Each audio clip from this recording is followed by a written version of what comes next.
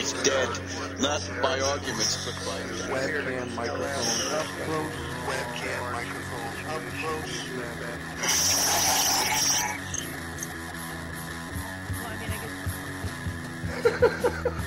At the age of 19 in 1962, she was a... See, but I have the files.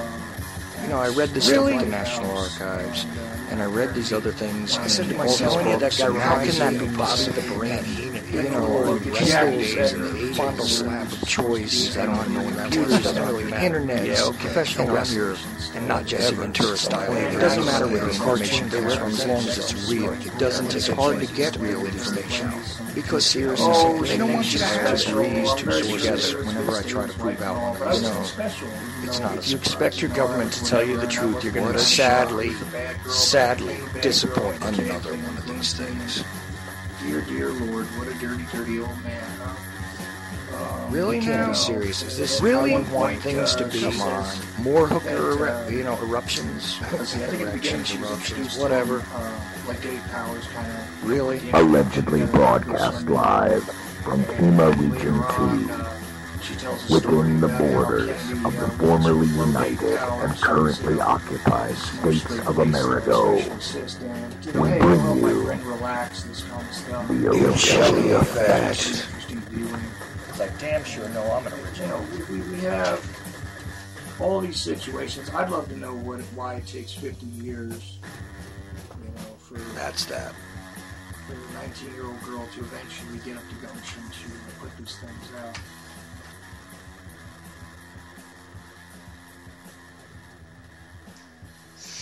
Hey, Saturday night, and I am live on UCY.TV radio. It is the 31st day of January 2015. As the obnoxious bumper tells you, this is the Ochelli Effect, and I am your host, Chuck Ochelli. In case you don't know how to spell that, it's Ochelli.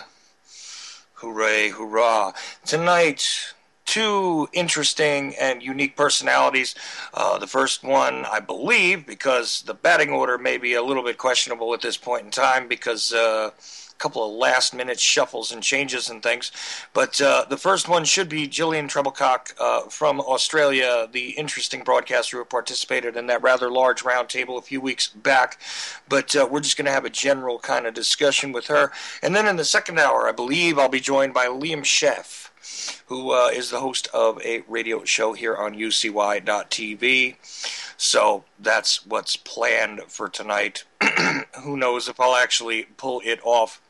But, oh, wait a minute. Here's the funny thing. I set myself up for one way, and it turns out another way.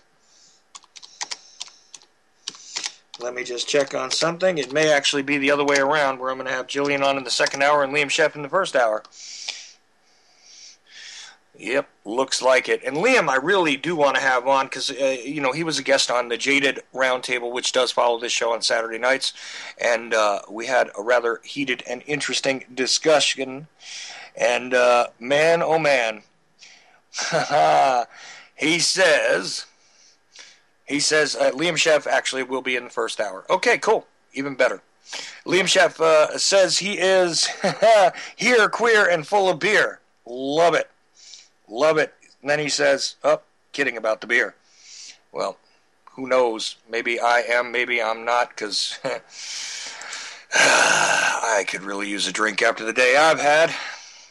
Don't know about you, but like I said, it is an interesting world we live in. Liam, how you doing?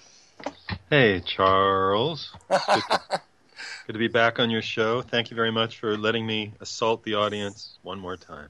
Oh, and I really want you to assault the audience. Actually, last time you were on my wife's show, so it's a little different this time. You're just stuck with me. Did you guys swap? Are you into that sort of thing? Anyway. No, let's not get aspersions kicking right away about all that. No, sir, that's not part of what goes on over here. Yes, it is. Go ahead. Well, there you go. Look, I don't mind, man. I'm always willing to laugh at things, but I do handle things a little differently than she does. I have a slightly different mindset. This is why she needed her own show. It doesn't just join me on mine, So, I don't remember. I got confused because I thought that we did a show last Saturday. well, no, you did her show last Saturday. When is her show? Immediately after mine. Oh my God. Yeah, right. And that's the thing. I do 2 hours of my stuff, and then I hang around for 2 hours and just kind of join in with her. So I do a 4-hour stretch on Saturday nights here on UCY.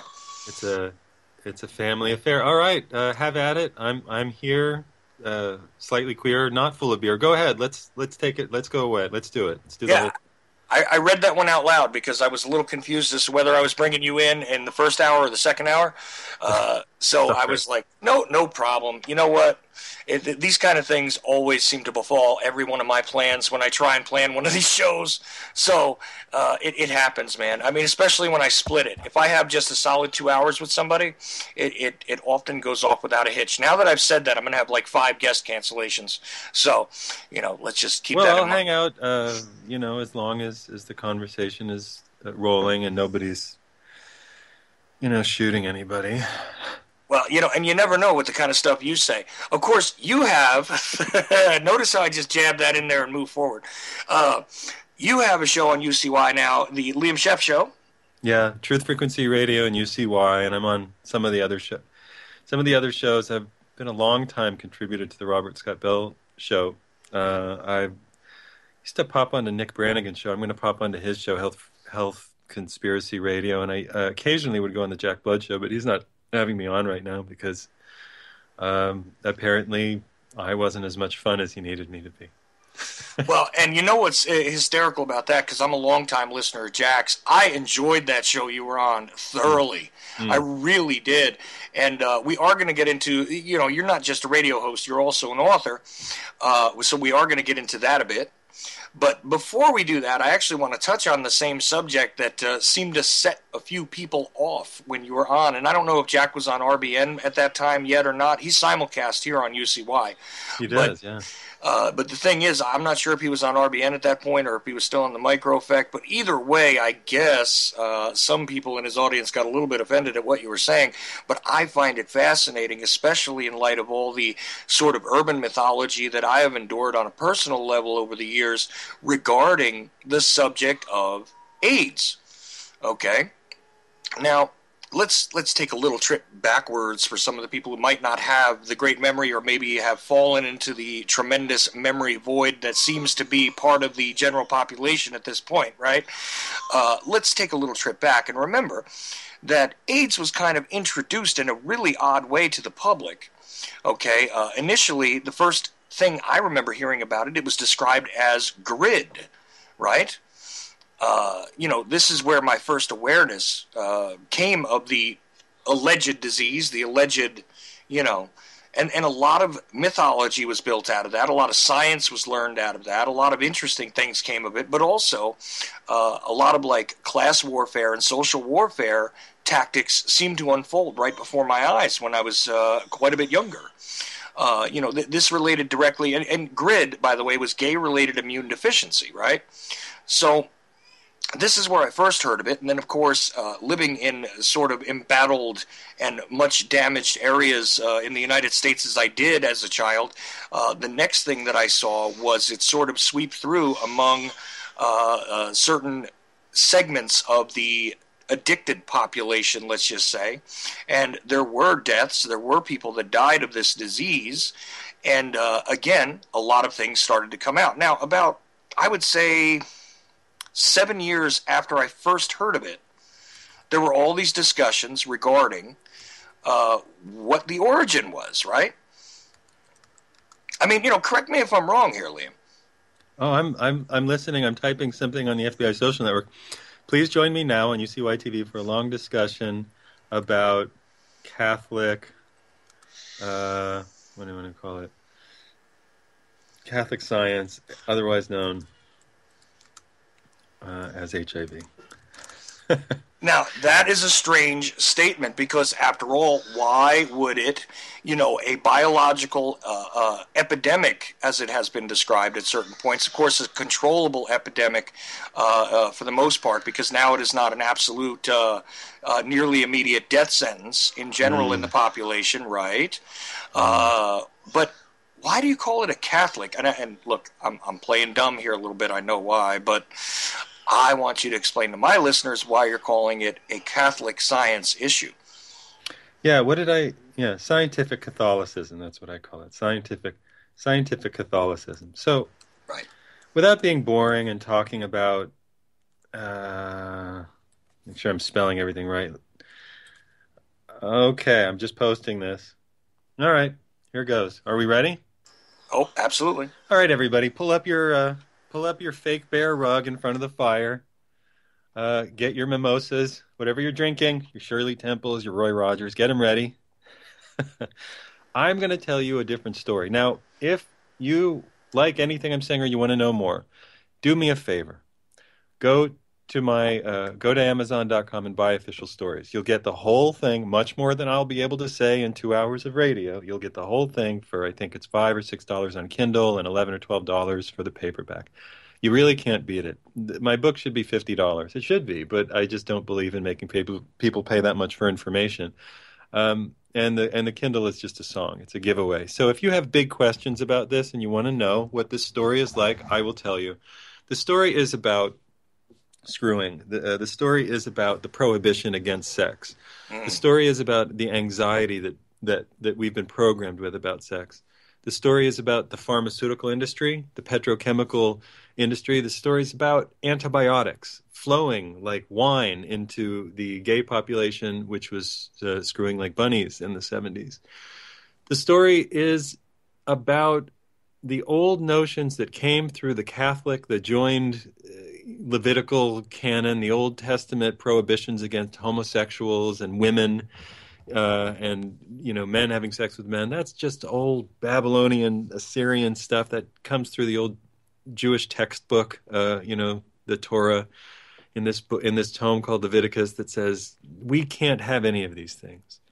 And people imagine that this doesn't have anything to do with it. They imagine that in 1981, after 300,000 years, or maybe 3 million, depending on how you equate it, of being a species on planet Earth, for reasons that nobody can understand, in Los Angeles, San Francisco, and New York, a new very special virus manifested in gay men and heroin users that killed them, but only after 10 or 20 years, or 30 years, or 40 years, or please send more cash, we're still doing research. Right. And look, realistically, okay, from just a factual standpoint, there was an atmosphere of what some people would call promiscuity, in both of these hard-hit communities, as it were, regarding the disease. I mean, there is a realism to the idea that there were a great higher number of partners among certain segments of that population than there would be among the, well, let's just call them the average heterosexual population. I mean, this is a reality. And drug culture, especially with drug prohibition being what it is, I mean, it does almost by its nature promote prostitution, depending on what your economic stratosphere might be at the time. Right? I mean, these things are not, they're not, far-flung ideas that are completely outside of the realm of possibility. But let's ask the question. If you do heroin every day, and you try to quit it or you don't try to quit it, you're very likely to do what at an early age? Live to a long age, become a millionaire, or die. Go ahead. Dee, dee, dee, dee, dee, dee, dee. Well, Pat, I would have to say this might shorten my lifespan, so I'll choose yes. Yeah. I totally understand what you're saying. Let's talk about the promiscuous crowd. Okay. The 60s gave us promiscuity but so did the teens and 20s. The teens and 20s in New York were more promiscuous than the 60s. The flapper era was incredibly promiscuous, and there were, the clap was going around everywhere. Penicillin was being given out. All right. The uniqueness of the supposed sexual revolution in the 60s is actually a misnomer because shortly after the turn of the century, after the Panic of 1907, actually, we did see a sort of a rise in that sort of social conduct based on the fact that you could actually cure some of these, what they called social diseases, right? Right. So this is absolutely true as well. So it's not unique to its time period. But there was sort of an arc where this sort of changed. I mean... Well, let's talk about the 60s. In 1960 or the very late 50s, the reductionist scientists who'd fled Nazi Germany because things didn't go well there for them after a while, and came over in the Operation Paperclip, the little life raft that we generously threw over to the good scientists who'd been, mistakenly working for the Nazis. Irony. Came over and worked over here, and then we decided anything that we could make out of petroleum, anything that we could make out of strange human or animal hormones was really worth trying. And, we did a lot of the big capital we, the suicidal we, did a lot of crazy things, like exploding thousands of nuclear bombs on the surface of the Earth and beneath it from 1945 to 1990-something. Let me get through this whole story about the 60s, because we invented the birth control pill. Okay. And the birth control pill came out of that Better Living Through Science. And when we had Better Living Through Science, we stopped really worrying about a lot of stuff because we could cure bacterial infections with antibiotics. And when you could stop pregnancy by taking a pill, even if the pill did kill some people and made a lot of people very sick and probably contributes to a great number of diseases, that changed the way that women in New York, Los Angeles, San Francisco lived. Mm-hmm. When women didn't get pregnant from having sex, it allowed a very different kind of thing. And I talk about this in my book, Official Stories. And if some of you who are interested right now don't go buy it, you're getting a spanking. Not by me, at Charles. He's a big man. The sexual revolution of the 60s, the girls screaming at whatever the airport was, it wasn't JFK, LaGuardia Airport, whatever it was in 64 when the Beatles arrived, were telling a story. They were saying, we want to fuck, and now we have the pill. They were saying, we're going to have sex, and mommy and daddy aren't going to stop us and shame us the way they did, and we're not going to have to be bad girls, and we're not going to have to give up our babies, and we're not going to have to give up school just because we get pregnant, because we're not going to get pregnant. We have the birth control pill. When that happened, the way that men and women in America changed. And by 1967, you had the Summer of Love, which should more correctly be called the Summer of Progesterone, the birth control pill. Mm-hmm. That happened. By the 68, it was totally depressing, and you had the Altamont problem, or 69. And then by the 70s, everybody was getting more and more shots for VD, and there was some incidents of syphilis. There was a lot of gonorrhea. Gonorrhea, I already said that. A lot of bacterial infections in that area. Well, the gay population didn't exist in 1968, and it wasn't until 69, an ironically named year, when I believe at the Stonewall riot in New York, the gay guys who would go there because they'd been living in these sort of underground lives, these lives of just endless drudgery and punishment, the lives of writers like John Cheever. You see it in the movie Far From Heaven. You know, any of the things where they're gay men in business suits going to underground clubs. They had a whole line in the TV series Mad Men where one of the guys, I can't remember his name, Sal, I guess, big husky Italian guy, is gay as the day is long, but he has to marry a girl, and when it's revealed that he's gay at work, and he's essentially fired. You're not allowed to be gay in America. You're not allowed to be a gay man in America. More to the point, there was no such thing as gay anywhere in the world before the sort of categorization of people in the machine age. Before that, there were men, and men had sex, and sometimes they had sex with men, and there were women, and women had sex, and sometimes they had sex with women. And that's the way it always was. Mm-hmm. But things changed. And the gay population broke out, and they had their summer of love from 1970 to 1980. Because they're men, like you pointed out, They had more sex because men's sexual response is faster and their turnaround time is pretty quick. They took a lot of drugs, a lot of antibiotics. They bombed their guts with antibiotics. They made themselves incredibly sick. They had multiple STDs. This is all written down in the medical literature and social literature of the time. You had 6, 7, 8 different parasitic, fungal, bowel, bacterial infections going on around your genitals and in your anus. You took handfuls of black market antibiotics. You destroyed your liver. You punctured your gut, and you got sick. That is what happened. Well, okay. Now, two things. One, first of all, the sort of counterintuitive idea about the United States recollecting, and I do say recollecting, I'm not mistaking my word here, their assets from Nazi Germany after the eugenicists and the corporations encouraged them, is really just, dividends on one's investment. Okay, so this is not a matter of gee, this is an awfully strange thing that occurred. And secondly, the commonly accepted and pushed sort of line at this point is that homosexuality was much more prevalent. It was just driven underground. That there was this identity crisis that was going on for quite a long time. But you do accurately point out that this wasn't really part of the discussion. This wasn't part of the equation. There were individuals that were often ostracized in all sorts of fields, including even in the intelligence fields, a lot of people that were being blackmailed and were being utilized by intelligence agencies. A lot of the leverage, that kept their mouths shut, essentially, was keeping their behaviors, allegedly, closeted, right? So this kind of stuff was going on at that time. And yes, after the alleged, sexual revolution, which, to me is just the ebb and flow of reality regarding human sexuality as a group, okay? And I'm sure you're going to have something to say about that.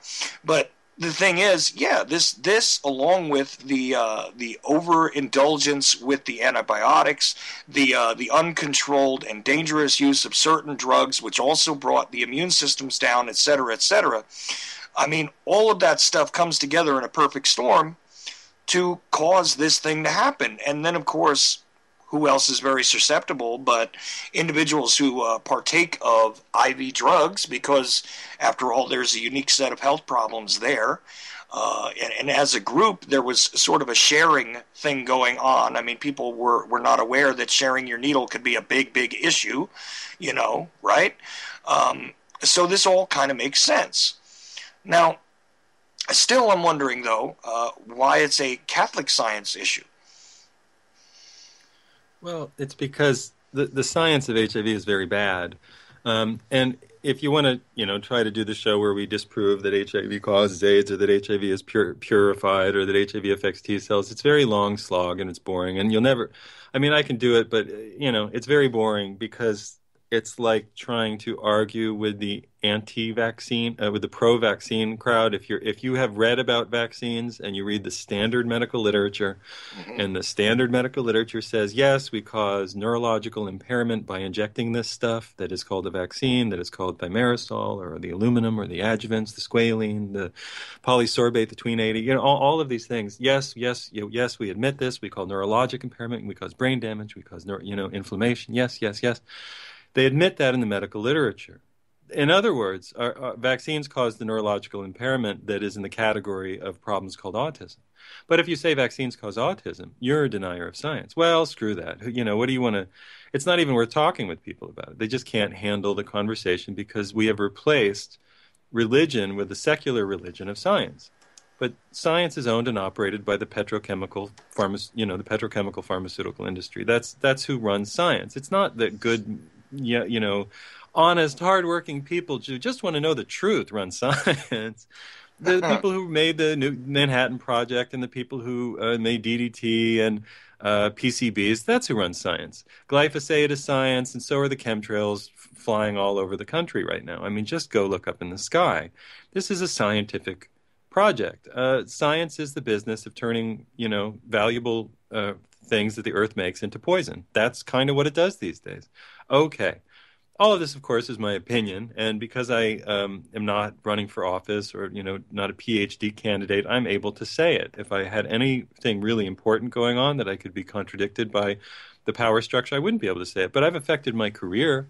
I think I had a promising career as a journalist, but that was more or less taken away because I told the truth as far as I could tell about the sciences. I don't bitch about it a lot because I don't think I want to hang out with those psychopaths. But besides that, there's a reason I'm not maybe getting this on the Jon Stewart show. It's because I'd have to say, hey, let me ask you a question. I'm not going to prove to you that something doesn't cause something. I'm not going to prove to you that something hasn't been purified or isolated. I'm going to ask you a question. Two questions. How good is an HIV test, and what do AIDS drugs do? If the answer to the first question isn't 100% accurate, and the answer to the second question is they're life-saving and I can prove it, then we have a problem. The answer to the first question, how good is an HIV test, is something close to a 0. HIV tests have no standards. They come up for, positive or reactive for different antibodies that you produce from drinking milk and milking cows and being pregnant and not being pregnant and getting vaccinated and having a cold or not having a cold, and for reasons they don't understand. Then they tell you that you're positive if you're in a risk group. In other words, if you're gay or black or a drug user or African, or you're from, a new risk group, whatever they decide a new risk group is, they decide that your test is probably more accurate than other people's if it's positive. That's why I call it the Catholic science, because Catholicism, Christianity, always had this bias against these groups of people. Well, and it's interesting because even from the inception of the early testing, where they were running what they called the Western blot test, there were often many false positives, and then what they did after certain work occurred, and we all know the controversy about that, is the HTLV3 screening, right?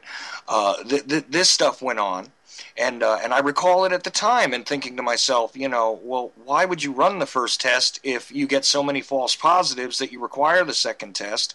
And I mean, I had no idea about this stuff at the time. I was completely buying into the mainstream narrative regarding this.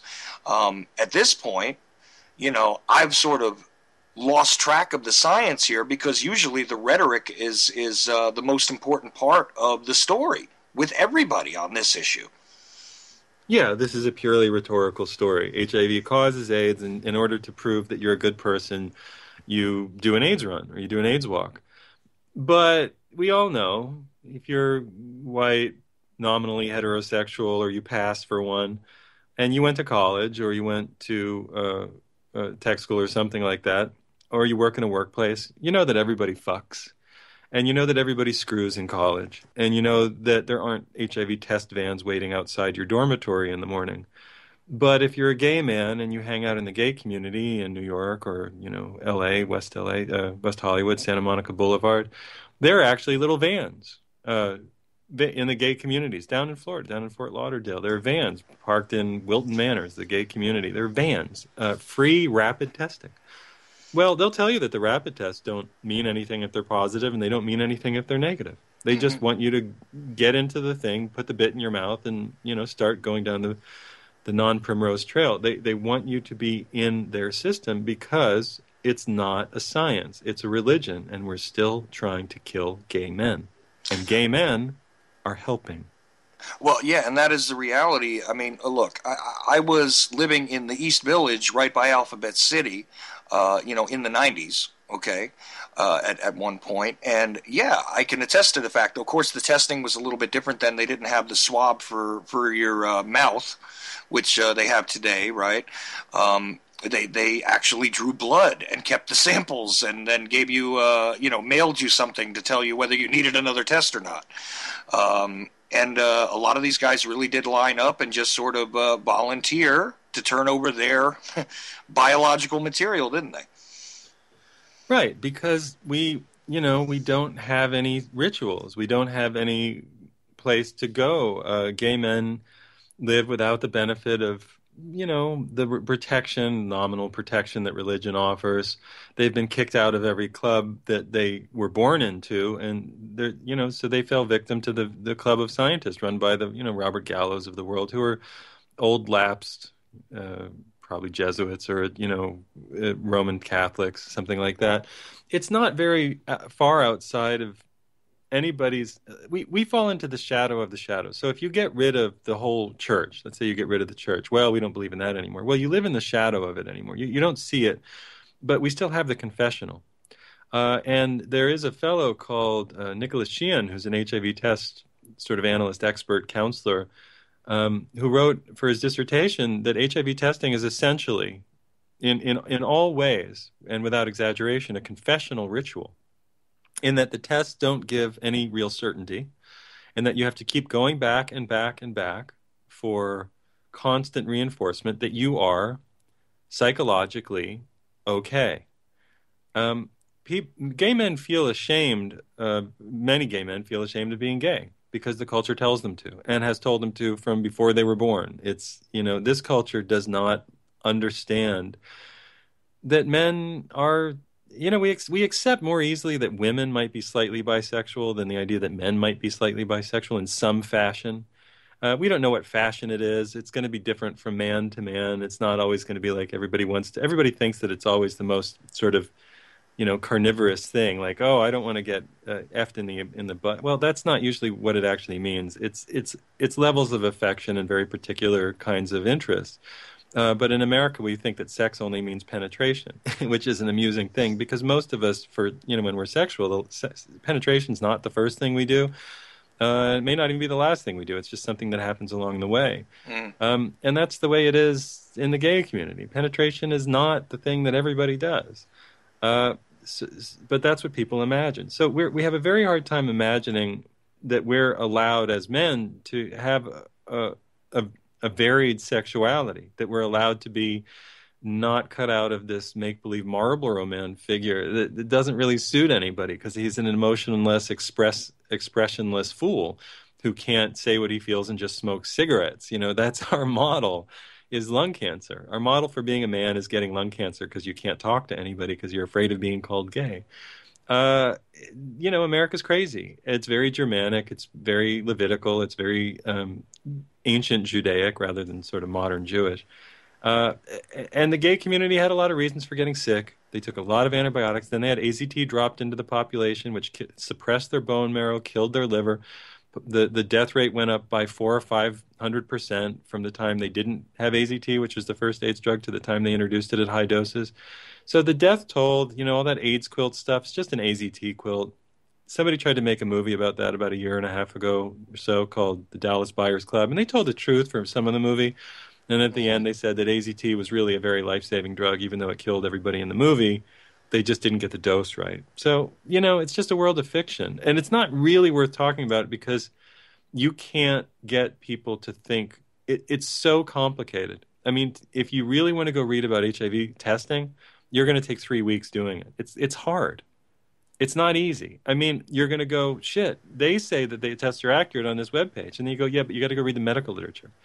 Oh my God, I have to read medical literature? I say, yeah, it's not that hard. And they go, oh my God, I don't know if I can do that. I don't know if I can do that. And I said, yeah, just read it. Look here. It says at present there's no recognized standard for determining the positive or negative in this test. It says here that we've had false positives from all of these things. They're saying, oh my God, what does that mean? It takes you a while to be able to understand the jargon. So it goes over most people's head. And that's the way it is. That's the way it's intended. This is religious stuff.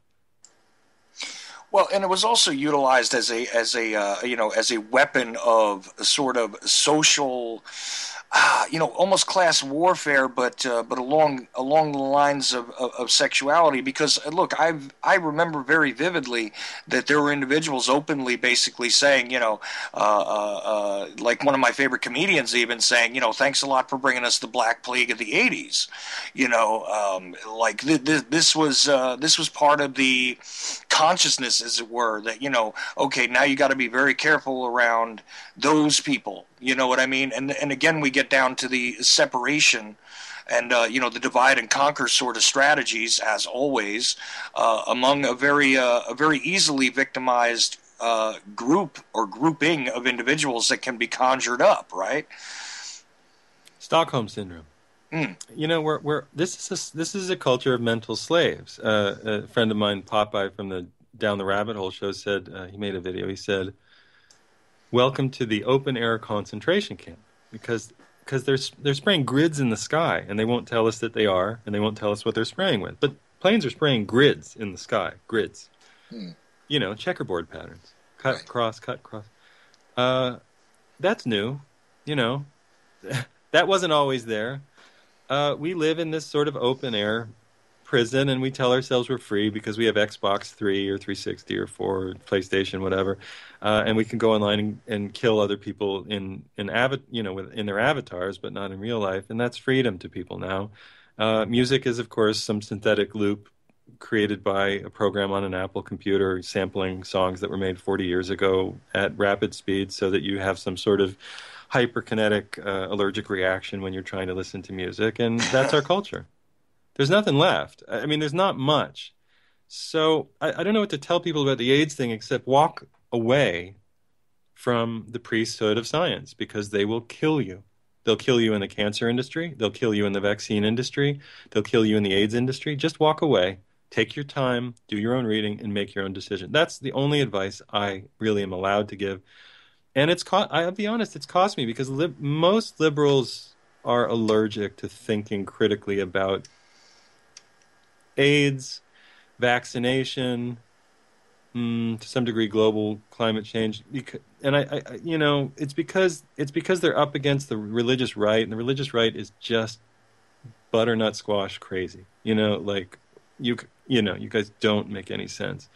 And so if the religious right has ever mouthed an argument against something the left has said, the left just excludes it immediately out of hand. So if I have to make an argument that says, actually, it's the tests aren't any good, and the drugs, by the way, look up, the AIDS drugs, they'll kill you. They'll tell you that they'll kill you. So then you get these conversations like, well, maybe it can kill you, but it can also maybe help you. And that's the voice that they use because they're not sure what they're talking about. Like, maybe it can kill you in some doses, but in some, maybe it no, I don't. I really don't. Stuff that kills you doesn't save you. Well, it's the appeal to authority, and you have to pick the color tie that your authority is wearing. And, look, if you go against the red or blue side of the equation, therefore you're absolutely wrong, regardless of whatever point it is they're making, because you can't possibly participate in something as tedious as critical thought, and I get accused of being a liberal on occasion. And I don't understand it at all because, I have sort of abandoned both of these things as mindless. Both of the ideas of conservatism as it is codified at this point, and liberalism as completely mindless, acquiescence to these so-called authorities. And it's not even the authorities that say have the science behind them, that have the generally accepted education behind them. It's just sort of the people that have been given the platforms to repeat their talking points the most. It becomes sort of a real lost art at this point to participate in critical thought regarding anything. How about you don't need to walk in lockstep behind some so-called leader, or some so-called pronouncement from on high, depending on which, hill you think is higher than the other. How about thinking for yourself and examining the actual realities, right?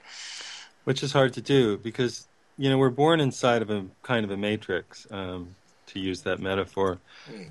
We're born inside of something that's existed. It's existed for a while. We think it's always existed. At the time that we're born, we think things have always been this way. They may only have been this way for the last year, but we're new, and so we think they're that way. Then we get older, and we think, well, that doesn't make sense. I have friends who are trying to come out of one thing or another, come out of Christianity, come out of monogamy, and I have friends who sort of refuse to, they're having a really hard time, breaking up with the idea, breaking up with the culture, because that's where they get their support. We're a tribal species, and they've built their network around the people who circled their wagons around this idea, that Jesus would come back and save the good ones, or that science would save us from darkness. I'm always amused by and as much as I think that Jesus is more really a mythical figure based on the dying and rising God, Dionysus, Osiris, etc. And at its root, more of an astrological allegory than anything else. Yeah, absolutely, an astrological allegory. Now, even though I think that, I'm often amused by the people, very bright people like Richard Carrier, who say, we're fighting against the darkness, and he says, I won't take anybody's arguments unless they're in a peer-reviewed journal. And I think, well, the Nazis had peer-reviewed journals. Don't you understand that as soon as you appeal to authority, you've lost? Because you're not allowed.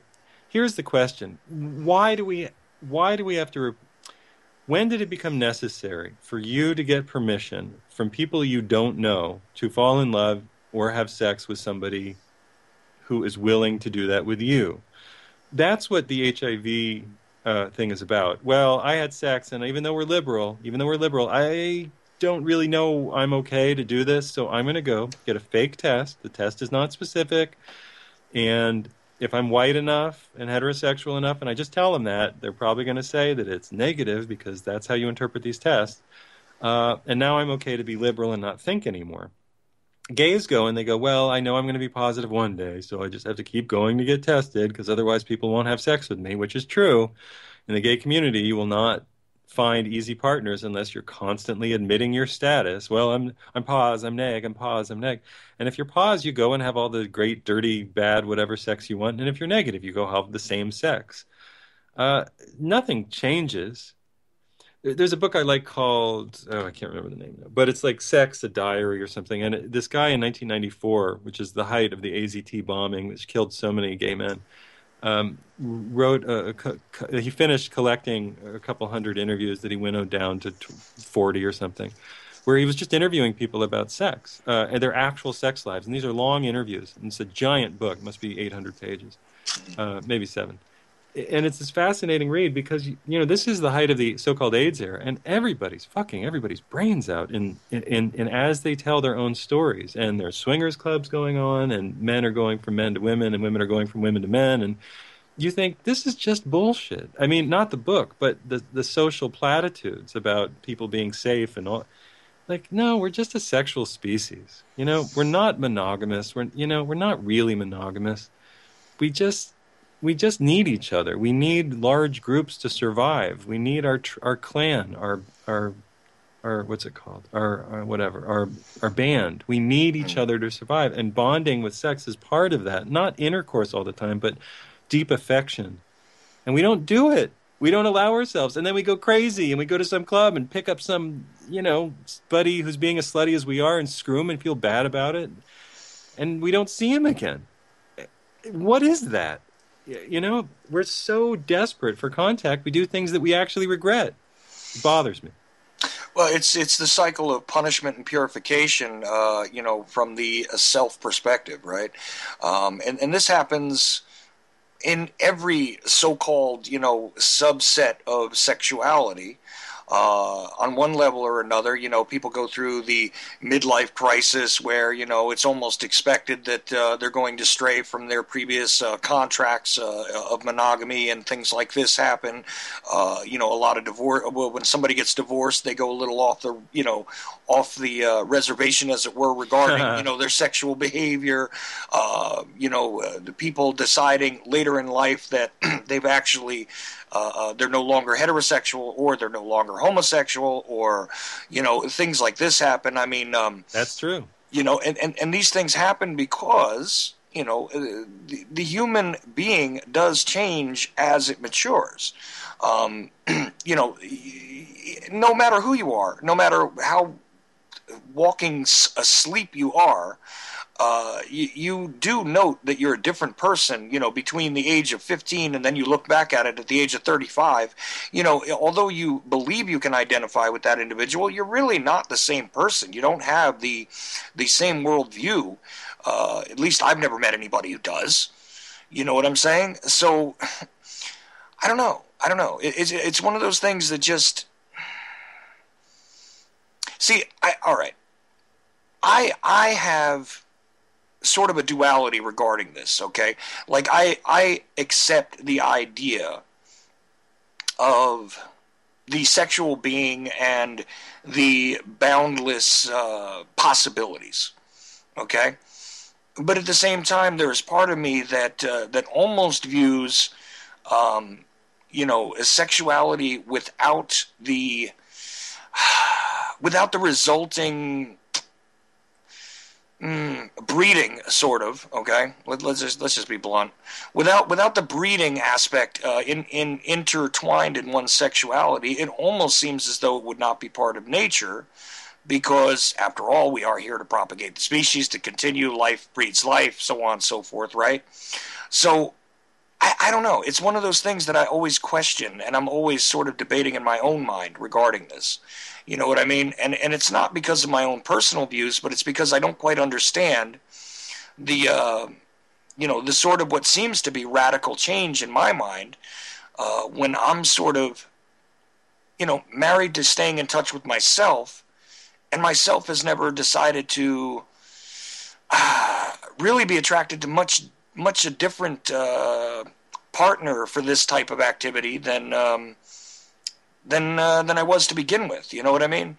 It's like I've never felt that change. I've never experienced that. And I mean, I've been sexually active, since my teens, and I'm now in my 40s, and I don't see any real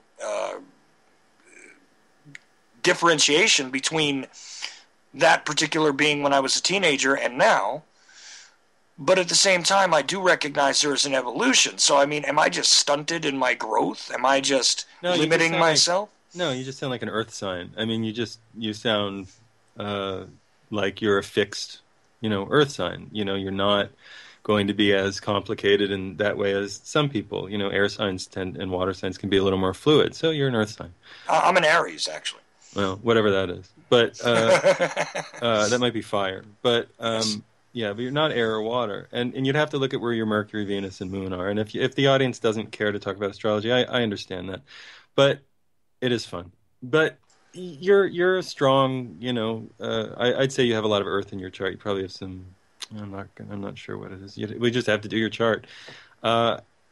And I'd say that you're pretty fixed and pretty determined that the way you see things probably works for you, and you're flexible enough not to say that it has to work for everybody. But the statement you made in the beginning is you don't see something about sex without breeding. So I guess I'll ask you the straightforward question: how many children do you have?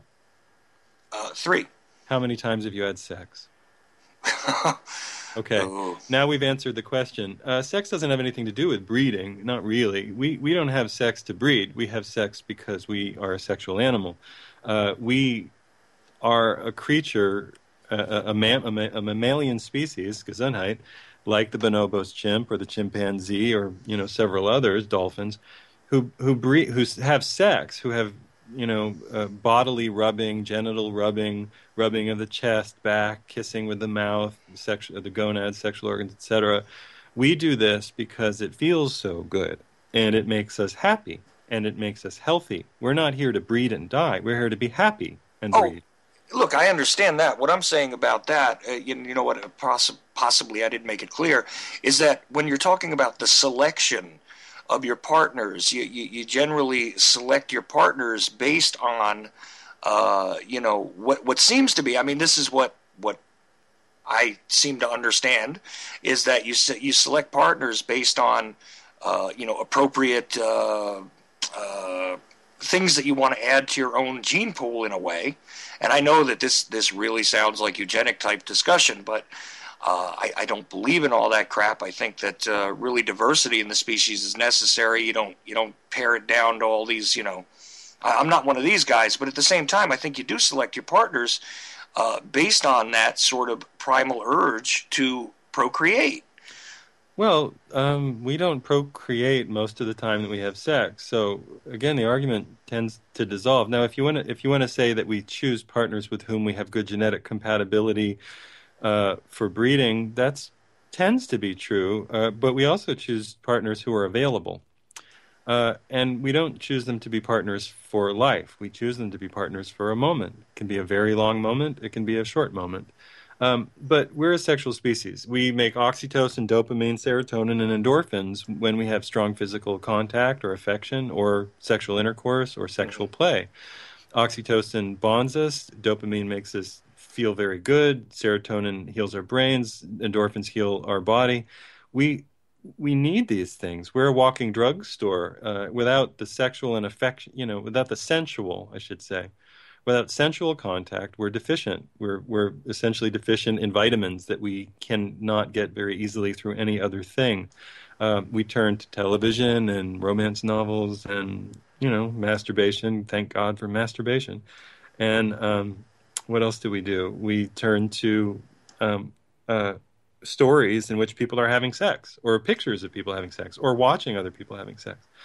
Once you enter the realm of swingers culture or polyamorous culture, everything that you always sort of suspected was bullshit is reinforced in your mind as being absolute bullshit. So I have friends and sometimes partners who tell me about the people that they're having sex with, and I go, oh, all right. And if I get to be with them in some way, I'm happy about it, and I miss them. I'm like, okay, good, glad you're happy. But if I have affection partners who I don't get to see, I'm sad because I don't get to see them.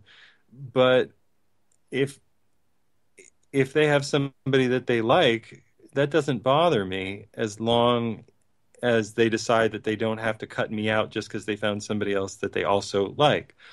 That ends up feeling much more natural. And all of these fake dramas that I was involved in my 20s and some of my 30s, not so much, but definitely in my 20s, about having to choose. Oh, you have to choose, you have to choose, you have to choose, tends to go away once you peel the veil back and you look at like swingers culture, or you look at polyamorous culture, and you go, oh, these are grown-ups, and they're making decisions to be affectionate with each other. And they're not trying to spread STDs, and people are getting their checkups, and they're looking under the hood and making sure there are no talking carbuncles, no weeping abscesses coming out of their vulvas or their, their penises or whatever. And you get a sense of that sort of thing. You talk about it. I'm not walking into dark rooms with, full of strangers grunting. At least that's not something I've done. I suppose for other people, that's a way of life, and you wear condoms and, lube up. But we're a sexual species. Nothing you can do about it. And you're happy where you are. So great. Be happy where you are. Some people are built more comfortably to be more exclusive. Your wife really felt the same. So you're a good pair. Well, right, and that's the thing. I mean, at the end of the day, I mean, I would deny no one their happiness so long as they're not injuring someone else. You know what I mean? Regardless of what the area of discussion is. I mean, I don't particularly care what someone does so long as they are, if they're doing it by themselves, then they're not hurting anyone else. That's great. If they're doing it with others and everybody's all consenting and happy and fully aware of what it is they're doing, then that's all great and fine too. And yeah, absolutely, what works for me works for me. So I'm in that sort of position of, and now monogamy is a funny thing, because although I've attempted to be, monogamous in my life, right, I've actually ended up being what some people have termed serially monogamous, because I have these sort of relationships that last a while and then implode, as it were, and then there's usually another one shortly after that. You know what I mean? Which is kind of a weird situation to be in, because it's never what I set out to do, but it is what has happened, right? Now, think about that. Mm-hmm. Imagine that you were at the implosion point, and instead of saying, well, things aren't going well, and I found this other person I like, or this isn't everything I want. Imagine that you said, no, I really like you, and we're just putting too much pressure on each other. We're asking each other to be too much. So why don't you go have a date with somebody that you like and come and tell me about it and tell me if you enjoyed it, and we'll just go on. We'll go on being good friends. And if you want to be affection partners, I'm happy about that. And let's talk about what we like and what we don't. And what are your fantasies? Do you want to have a 3? Have you ever wanted 3? Have you ever wanted to couple swap? Have you ever wanted to go to an orgy? Have you ever wanted to watch, somebody have sex with somebody else? These are interesting things to talk about. Certainly adults are free to talk about these things. They're very interesting. Once you do this, you will find that there's been this missing part of our humanity that was sort of drummed out of us with fear and shame in grade school. We like to watch, we like to hear, we like to talk about it. That's what People Magazine is about. It's just they're telling us you like to hear about other people's sex lives. It's perfectly normal, and I think that relationships, if you can go into it with the idea of you're going to be friends first and foremost, and if you're not, and you just want to screw, then you're lovers. And if you're not lovers, but you get along, but you're not great friends, but you get work done together, then you're business partners. And if you're not terribly sexually attracted, but you can't stand being away from each other for too long, you must be best friends. You must be people who psychologically need each other's company and really benefit from each other. So these are these four categories that I put people in. You know, your friends, best friends, business partners, or lovers, and sometimes you can be two of those things. And that's just sort of the way that we go. I have a friend. I got to be careful. Hold on. I got to be careful about what I say. She's struggling inside of a relationship long-term relationship to make a little more room for stuff that she's interested in. She's having to negotiate with somebody, who wasn't really very monogamous growing up, but then made a switch. And now she's, pushing against that and trying to work with him to get things to be a little more open, so she's more comfortable. People have these rising and tides in their lives. Sometimes I think that we're all brainwashed into a system, and the system says this is what good is and this is what bad is, and it's not true. I mean, some of it's true. Good, good is that you don't kill people. Okay. Good is that you don't rape people. Okay. But of course, we kill people all over the world every day for oil. We kill people every day for oil. Mm-hmm. We kill people every day in the medical system. We kill people every day in the military. We kill people every day driving cars. So killing isn't good, but we kill people every day. We also cut very large sentient animals into pieces with chainsaws while they're still alive, and nobody seems to give much of a shit about that, except the vegan activists, who are a little hard to tolerate because they seem so bent out of shape about it. And we say, well, they're just animals, and they say, yeah, but they're large sentient beings. So killing seems to be fine unless if you do it in certain circumstances. So that rule seems to be confusing, and that seems to be like the rule that everybody could get behind, that killing is bad. But we allow killing all over the place. Yeah, I've always found that remarkable that, that thou shalt not murder, and then there's always the exception, to the rule. But it's okay if the state does it. It's okay if we happen to dress up in particular uniforms and be given orders. It's okay to do it out of vengeance. I didn't see those exceptions to that rule, and nor do I. It's one of those things that you wrestle with, because I can never say that I have not been someone who has wished harm on another human being. That's impossible in my mind, to have never had that type of emotional, visceral reaction to someone. If you've lived any sort of life that was not completely sheltered, Yeah, but that's just you venting your psychological spleen on being unhurt feelings. You can wish anything you want in your head. Right. I don't know how to break it to you, but it doesn't really affect them. Right, exactly. But at the same time, there is real-time stuff going on where there's all of these sort of excuses being made for the act of ending someone's life, where you basically grant yourself an exception to that rule. And generally, if you ask almost anyone, I mean, outside of, I don't know who would actually answer in a different way, but I'm sure there are people that would say, no, killing is a great thing. Outside of fictional characters, I've never actually talked to someone who, well, you know what? That's a lie. I will say that I've talked to someone who has made statements like that, but that's a story for another show. And so we have this range. Even in the what you would consider the easiest to understand rule that we were told growing up is that killing is wrong. Well, killing happens all over the place, and it's horrifying. But it happens in order to eat animals, you kill them. So we have problems. Now, what about the don't covet or don't only have sex with one person? Well, that's not really a rule in the Bible. men are allowed to do what they want. It's women who aren't. Men can't have sex with men in the Old Testament, but they can have 100. They can have 700 wives. So that rule's not really there, and that's what we inherit, and that's why nothing makes sense. It's because it's a slanted system. We didn't inherit a natural system built around our species' genuine personality. We inherited a 7th, 8th century BC herding culture mentality. That's as far back as it goes. It's not really bloody very interesting. It's not, I guess it's ancient, but it's not it's modern compared to how long our species has been around. And that back to the AIDS discussion, is the premise on which the HIV testing thing is done. If you're a gay man, you're tested. Men who shall lie with men are abomination.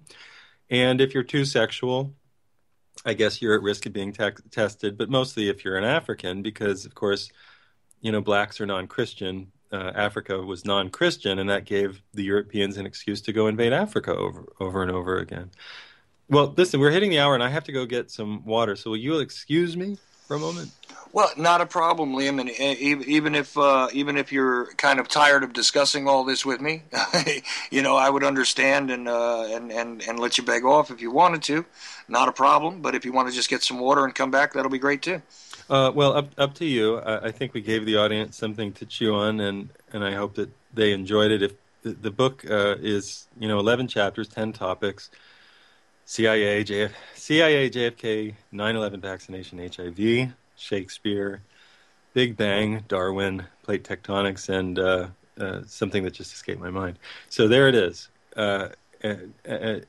It's not just one thing, and I might even break it into little pieces and put it out as 99-cent ebooks so that people can decide which one they want to read.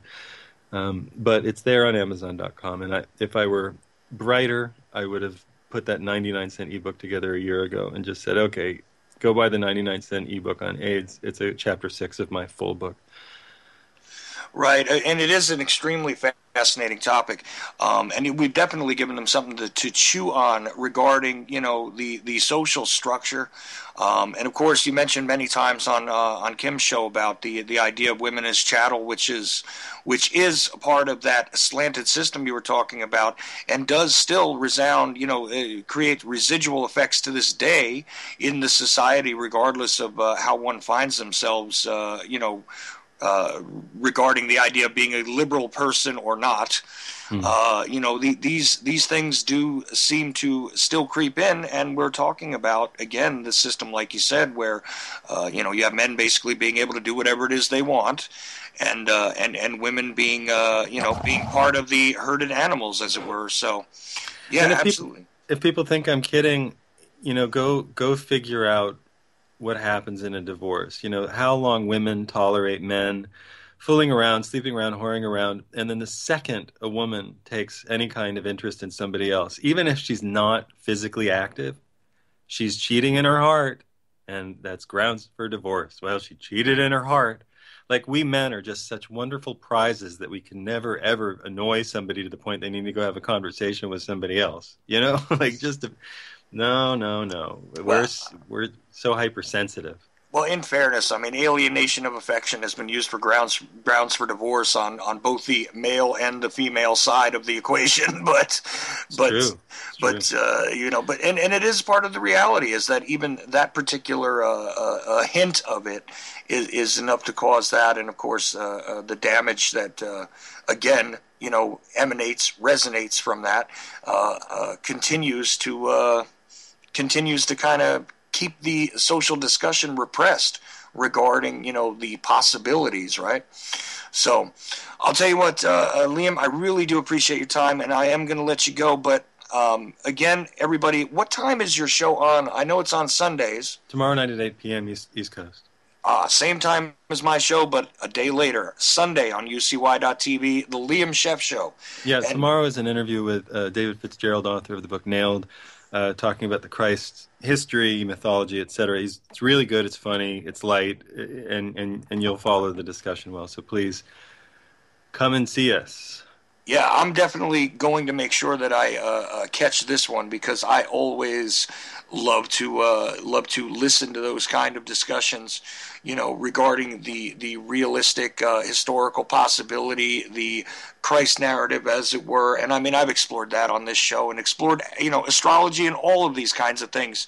I think that all of it is definitely something to be discussed, and something that needs to be examined, because all of this symbology is around us at all times, and I think that people are well served to understand where some of it at least is coming from.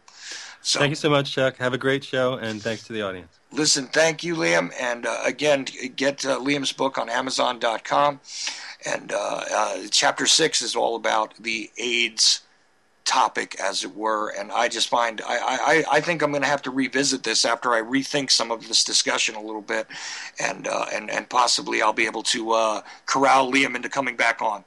So thank you again, sir. Anyway, that I thought was definitely a valid discussion to have. I don't necessarily agree with Liam on everything, and it's not as though I've been a completely staunch monogamist who believes in the structures as handed down on high, and I am not married to the Christian faith in any way, shape, or form. But, I still don't necessarily agree with every one of Liam's points. So, anyhow, let us see if we can bring Jillian Treblecock into the discussion, because I think she's been listening, and, I love this lady, because I can never predict exactly what she's going to say, and she's definitely one of the more unique personalities out there. And, hey, out there for me is a compliment and a half. So, with much love, I bring on Jillian Treblecock, who is and hopefully I'm pronouncing your name correctly. Last time I brought you on the air, I incorrectly described your location, but let's get it straight. You're in Australia, as it were. Yeah, hang on a minute. I'm still trying to drop a whole lot of noises here. I'm in Australia. I'm an Australian. And in Australia, and in fact, we're going to stream you through People's Internet Radio too. So if you can just wait a minute, I'm just going to tell them I want the stream. I just said I might be a little while, so just give me a minute. Talk to someone else, and then we'll start it in a second. Is that all right, Chuck? Do you want to be streamed through People's Internet Radio as well? Sure, why not? I love the people over there, the chatters and stuff. The few times I've been on over there, they've been very kind. Even when I had my son on my lap, and he was chiming in. He's just barely 7 months old now, so you can imagine the kind of chiming in he was doing. But yeah, sure, Jillian, go right ahead, and well, let's see if I can see how I go. So I'm just coming over here now. Yeah, go on, chat away. I'll just show you my lack of expertise in things. In things. Oh boy. And That's hilarious, Chuck. It's streaming now. It's okay. That's great. So I'm not sure what time of day or even what day it is, where people are hearing us, but it is evening time where I am, so good evening to you wherever you may be. So, again, I do love the people on People's Internet Radio. They were extremely kind to me when my son was on my lap and making noise when I was on Dylan's show. And it's just so family-oriented, Chuck. It's not funny. Like, family is everything. They really do understand the importance of family. That's all part of being human. And I think if there's anybody who's really focused on humanity and the freedoms that one should be entitled to as a human, it would be Vin and a few of the other guys on People's Internet Radio. Right, and definitely interesting people over there. I definitely suggest you go check it out, People's Internet Radio. And Jillian, you're also doing another broadcast now too, right? On an FM station, you were saying to me, I think, off the air? Yeah, well, it's just community radio. It's called 94.9 FM in Castle, Maine, and I had my first little try there the other night, and it was quite fun. I went up there, and I'm with some hilarious guys. The guy's actual name is Laycock. And as I'm Trebilcock, we thought we might have, we thought we could have a cockfight at the very least. Wonderful. Laycock and Treblecock in a battle for your mind. Good evening. That's beautiful. You know what? I don't know if we've got this stream or not. It says we've got it, but I just have to. You just keep talking. Yeah, I know. Ben Laycock is quite amusing, isn't it? That's just. You couldn't have planned that one better, Jillian. I think that's why he took me as his mentor, actually. I'm just going to drop this and pick it up again. There we go. We'll just see what happens. I'm just going to do it again. Well, I'll tell you what, the gentleman that we were speaking to on a three-way conversation in the hour leading up to the beginning of my show dropped me an interesting article about one of my ancestral homelands, as it were. Did you happen to read through this? I read 3/4 of it, and then I got distracted. But yeah, go on. And in fact, I had a comment from a guy called Doug, who actually we could bring in if you like. He knows he's got a correction to that article. Well, sure. If he wants to join in the discussion, we could talk about this. I just thought it was awfully interesting. We'll see if he's still alive. Well, we all have to check ourselves every now and then to make sure about that, don't we? Yeah, no, we're still playing music. Look, I'm having technical problems here, Chuck. Just a minute longer. I don't know what's going on. I don't know why it hasn't grabbed the stream for me. It says it has. Someone else had it. They were meant to have... Oh, I know what's wrong. Didn't turn the mic on. Or lock talk on. Got it now. See if that's working. Yeah, no, been a bit of a dingbat here. Well, that's okay. We've been broadcasting the whole time on UCY.tv, so we've been live this whole discussion on UCY.tv/TOE. You can check out my show there in the MP3s and all that kind of good stuff. And so we're still going, and I just dropped that article into chat, which if you want to try and grab that, gentleman, go right ahead, and I'll start to read this really quickly to give people an idea of what we're talking about, okay? Yeah, good idea. That'd be lovely. I'd love you to read. That will fill in a lot of things that need filling in at the moment. Right. Well, I'm still trying to grab this stream. I just keep having trouble with it. Well, no problem. For people on People's, but just before Chuck reads this, if anyone can hear me on People's Internet Radio, please let me know. Yeah, go, Chuck.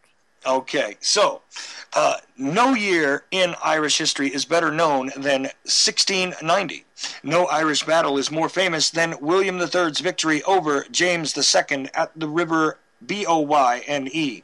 Okay, that is the spelling of the river's name. I'd say that was Boyne. Boyne. Yeah. I would assume that's what it is, but you know what? I never make assumptions like that because I often go off the rails regarding my pronunciation of proper names. So here we go.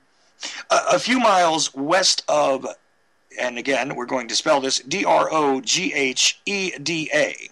Okay, James, a Roman Catholic, had lost the throne of England in the bloodless, glorious revolution, in quotes, of 1688. William was Prince of Orange, a Dutch-speaking Protestant married to James's daughter Mary, and became king at the request of Parliament. James sought refuge with his old lady, Louis the, Roman numerals now, the 14th of France, who saw an opportunity to strike at William through Ireland. He provided French officers and arms for James, who landed at Kinsale, Kinsale, in March 1689. The Lord Deputy, the Earl of Tyrconnell, was a Catholic loyal to James and his Irish army, controlled most of the island. James quickly summoned a parliament largely Catholic, which proceeded to repeal the legislation under which Protestant settlers had acquired land. Now, you can see where this is leading right away, because we're all quite aware of the struggle between the Protestants and the Catholics on the island, as it were, of Ireland. And, of course, the discussions regarding, which doesn't make news anymore, the IRA versus the other factions, the Sinn Féin guys who were, called terrorists and so on and so forth. There is a whole serious history to this that I think alternative media doesn't often cover, except maybe occasionally around St. Patrick's Day, which I am not exactly thrilled with, and don't wear anything green on, by the way, because I happen to know that my people probably came from the orange side of that flag. But anyway... see, now I've spoken in code there, Jillian. But we'll leave it there. During the rule of this man, Tyrconnell, the first Catholic viceroy since the Reformation, Protestants had seen their influence eroded in the army, in the courts, and in civil government. Only in Ulster, Ulster, did they offer effective resistance in September 1688 while James was still king. Apprentice boys in Londonderry, see, told you, Londerry,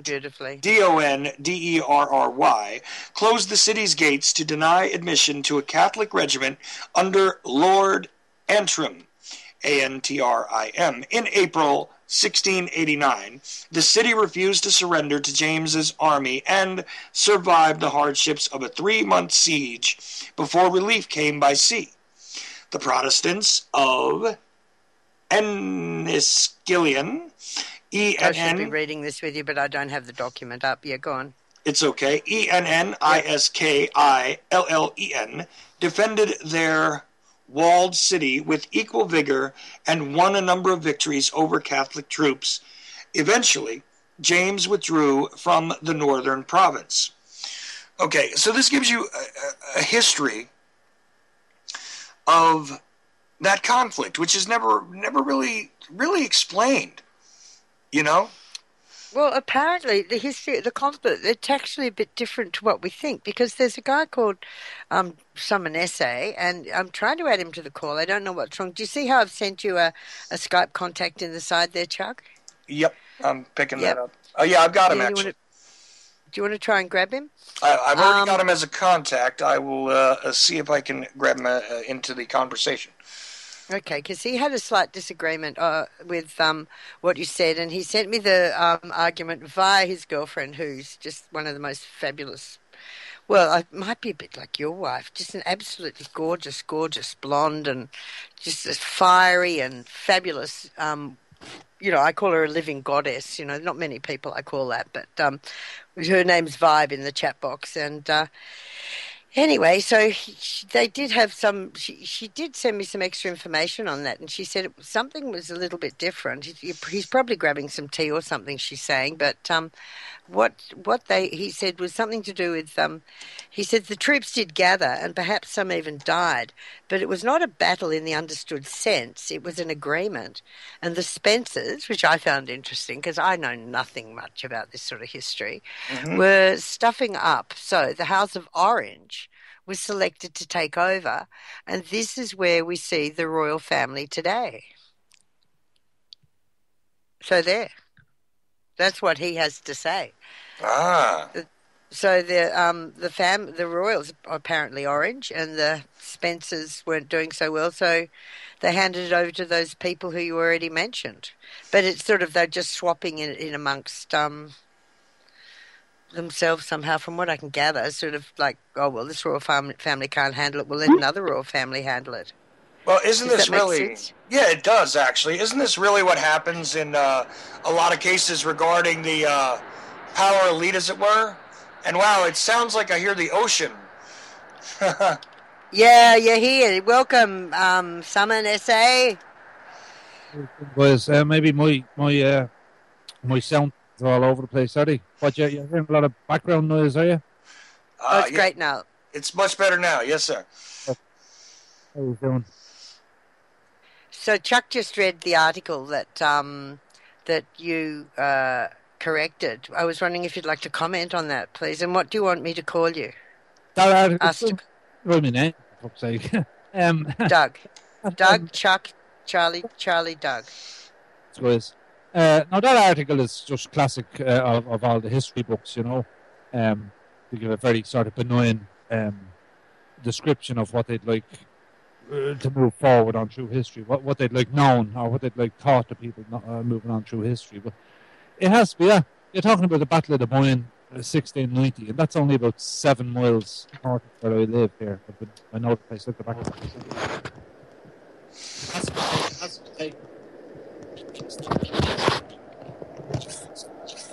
Well. All right. I'm hearing myself kick back a little bit.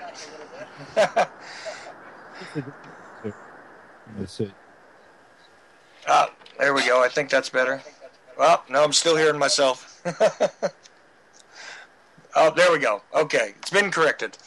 All right. So what we have is another situation where, you know, essentially the mainstream historical narrative is inaccurate. So who between the House of Orange and the House of Spencer. So you had that's 1690. Go roll back 50 years, 40 odd years, and you have Cromwell. Cromwell tried to overthrow the crown and took 9 months he spent in Ireland. Oliver Cromwell, he was the what you might call, I don't know, parliamentarian in England at the time. He wanted Parliament to rule and get rid of the crown completely.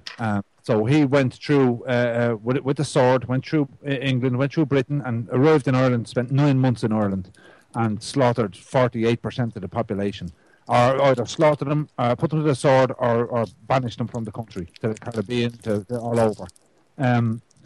He then died shortly after that, and within 50 years, you have King James fighting King William of Orange, apparently at the Battle of the Boyne.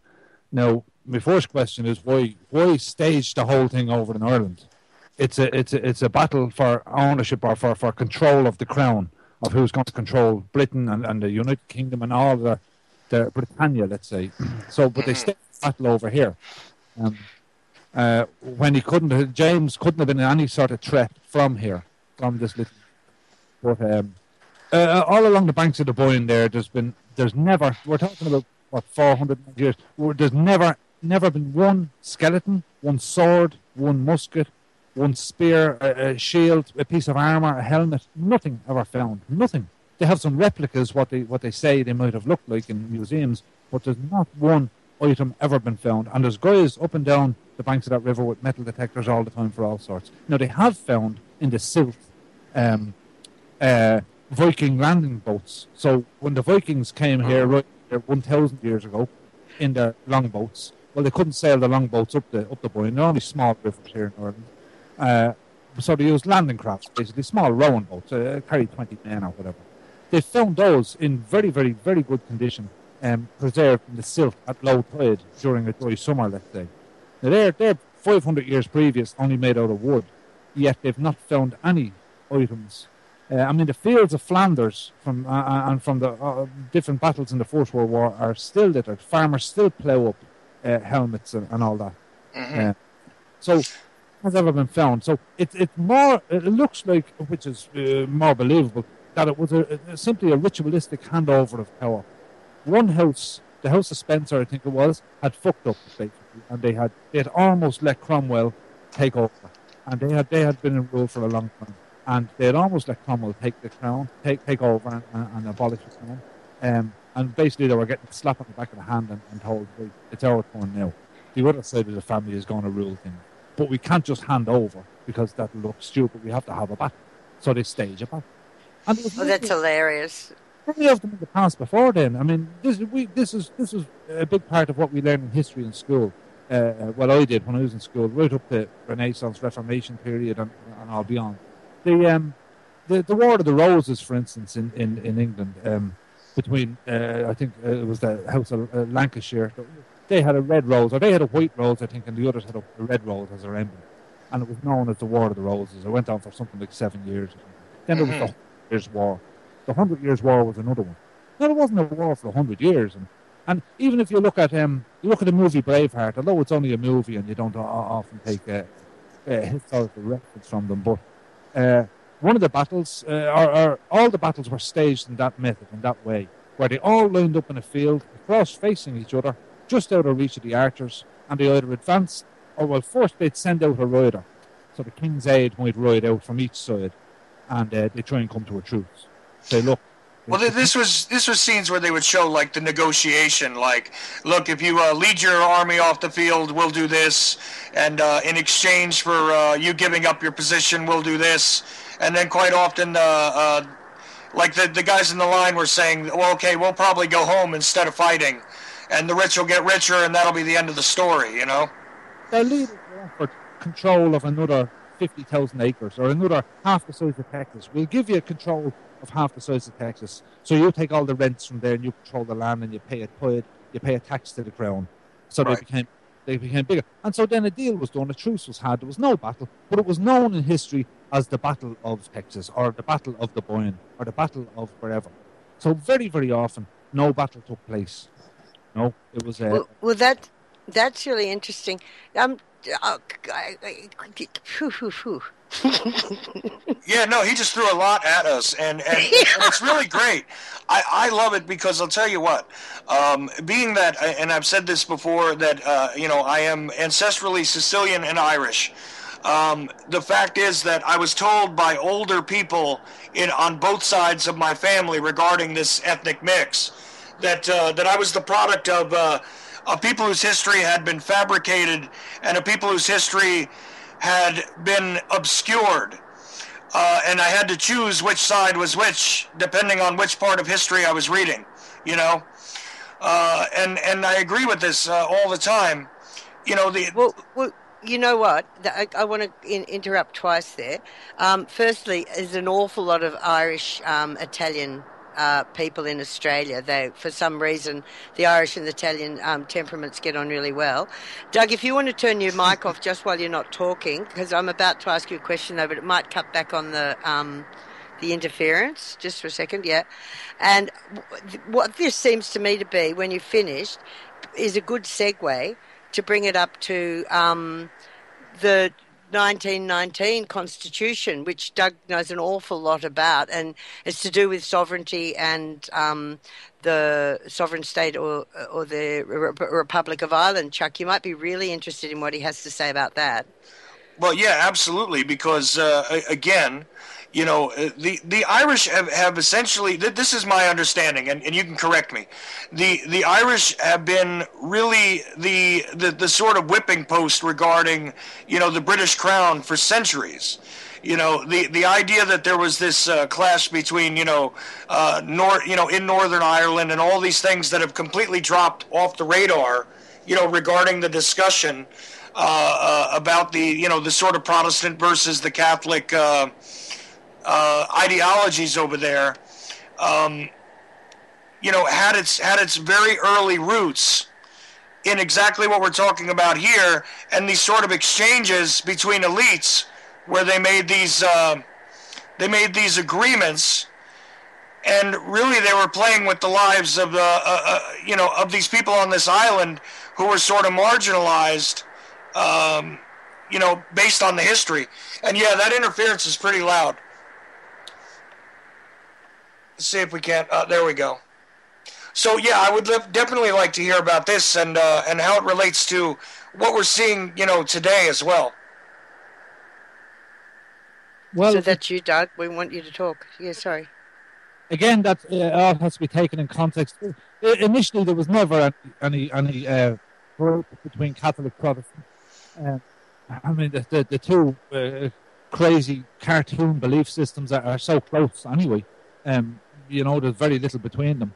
And if anything, even any Catholic, I was raised a Catholic, by the way, but if anything, any Catholic would have to say that the Protestant system and the way they do things is far better. They have a far better community spirit that's far less harsh as well.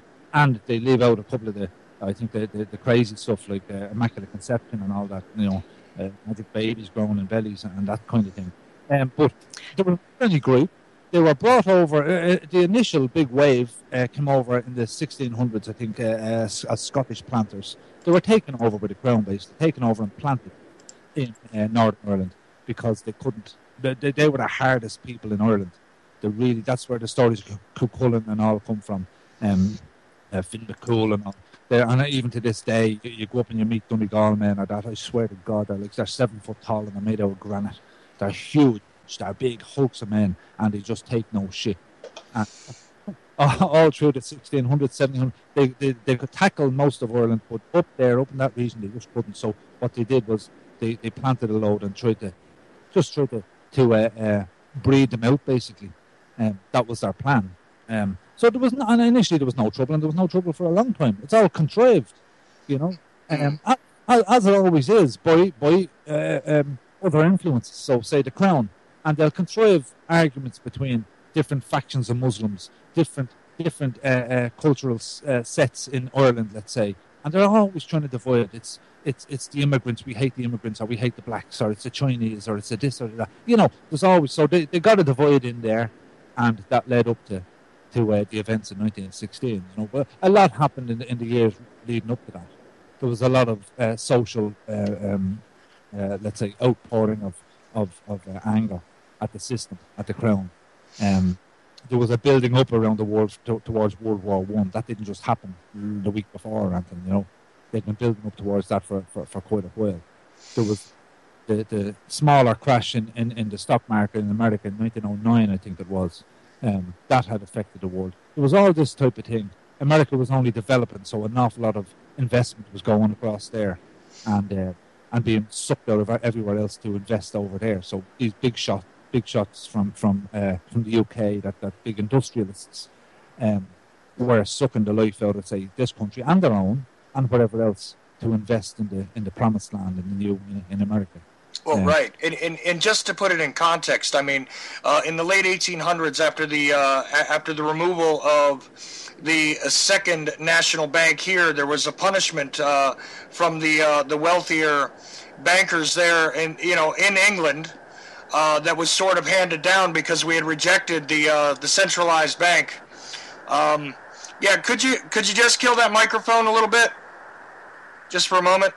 It was off as through you were talking, so maybe it's something else. Oh, okay. Might be something else that's interfering with us. Maybe it's on my end. Who knows? Weird things do happen when we try and discuss real history, you know. My family departed around the time that around the time the United States was introduced into World War I. This is when my family departed from Ireland, actually. And really interesting, they actually ended up in French Canada and came through to the United States via that means. But of course, there was this sort of an idea among the older generation in my family that their history had been lost, that they had sort of felt that in order to continue on with their family line, they had to leave. And I'm not sure exactly where that came from, or if it had anything to do with the struggles that led to the Panic of 1907, that led to the inception of the Federal Reserve here, if they were just victims in the crossfire of the financial battles, as it were, from across the pond, Well, it sounds as though your family came out in about 1916, Charles. Right. Doesn't it? Which is when the 1916 uprising was. Yeah, you see, we had just had the famine of 1847. That's what they call the famine. More of a, it was a potato famine, of course. The potato blight hit, but there was plenty of other food, and the Crown just took all the food and starved the people. We lost almost half our population then again, but the effects of that were still being felt. That ran on into the 1850s, and the effects were still being felt into the 1870s, 80s. And we even see it now. There's serious malnutrition in a lot of people at a genetic level because of a throwback. It's only three or four generations back that the starvation happened. So you had that rolling on into 1870s, 1880s, 1890s. So you had that grief still there as well, So there was a lot in the build up to things. You know, my grandfather on one side was in the First World War. He was in Gallipoli. And on the other side, he remained in Dublin. He was a blacksmith. And he was walking up the hills up by the Liffey as it all broke off. He was only half a mile away as it all kicked off. It was only fairly small, but what came from it was massive, you know. Right, and the sort of quietly whispered thing again among the family is that some members of our clan, as it were, seem to have become recognized as part of something that was criminal, and this is why there was a need for a departure. So it does make sense, actually, that maybe they were actually involved in the uprising in 1916, and in order to protect their offspring, they came here. Well, it's one thing that always bugged me about it. I'm a late Virgo, you see, and I love detail. You know, I'm very inquisitive, and I need to know the fine details of everything, or I'm just never happy with something. And something that always sort of got me was most of the guys that were running the show in the lead up to 1916 where they weren't the poor, they weren't the ordinary working class people. You know, now a lot of the guys that took up arms and did what they had to do were ordinary Joe Soaps, ordinary working class people. But a lot of these other guys, they were either civil servants for the crown, although they were Irish, or they owned businesses in the town in Dublin and that type of thing and around the place. These were the head men. You then had De Valera, and Michael Collins was an accountant. He had an accountancy firm. De Valera, well, we know an awful lot about him. He was a crown plant, really. Nobody would have been all that much better off. People were fairly well off. They were okay. It wasn't such a bad place under the crown. And my grandparents told me things weren't all that bad. Or it's not that they weren't all that bad. They were, of course, but things weren't a whole lot better afterwards. And they wouldn't have been, no matter what. Because the crown was most of the globe. No matter how you break away, you're going to be self-sufficient.